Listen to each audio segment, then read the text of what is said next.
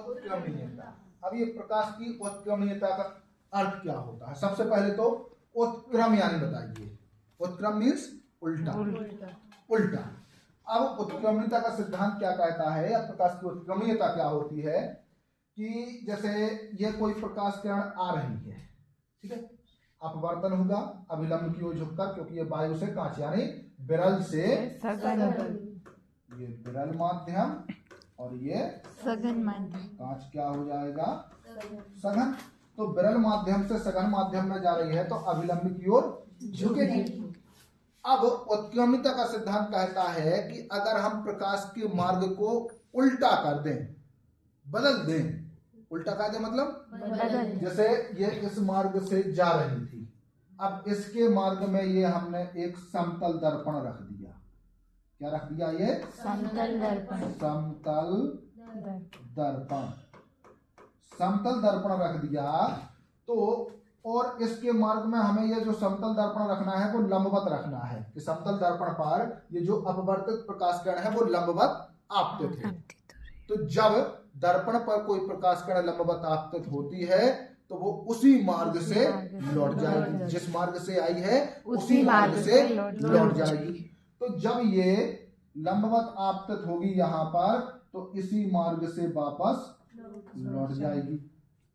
तो फिर उत्क्रमणीयता का सिद्धांत कहता है कि जब ये ऐसा कर दोगे कि उसके मार्ग को उल्टा कर दोगे कि जिस मार्ग से आ रही है उसी मार्ग से यहाँ पर जाए, तो अपवर्तन के पश्चात वो पूर्वगामी मार्ग का अनुसरण करेगी, मतलब जहां से आई थी वहीं से लौटकर चली जाएगी। ये होता है उत्क्रमणीयता का सिद्धांत कि यदि प्रकाश किरण के मार्ग को उलट दिया जाए तो वह उसी मार्ग से वापस लौट जाती है जिस मार्ग से उसने प्रवेश किया था।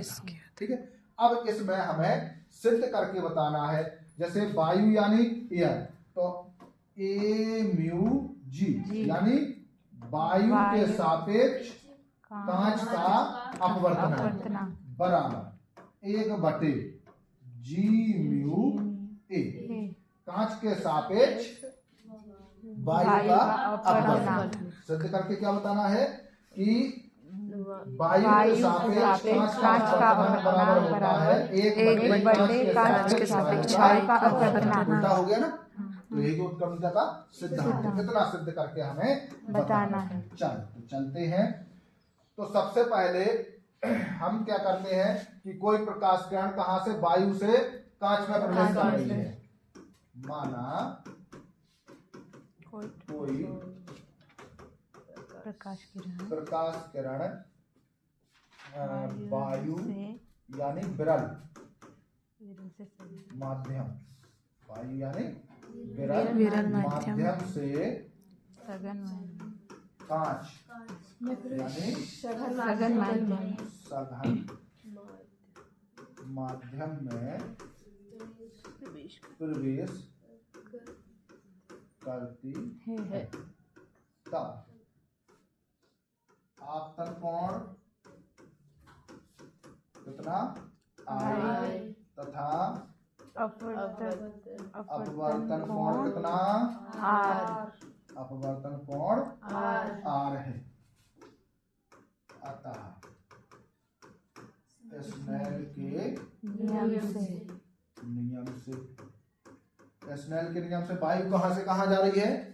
माध्यम से विरल माध्यम यानी वायु से कांच में, वायु से यानी ए म्यू जी। स्नेल का नियम जो लगेगा वो क्या बनेगा? ए म्यू जी बराबर साइन आपतन कोण कितना है?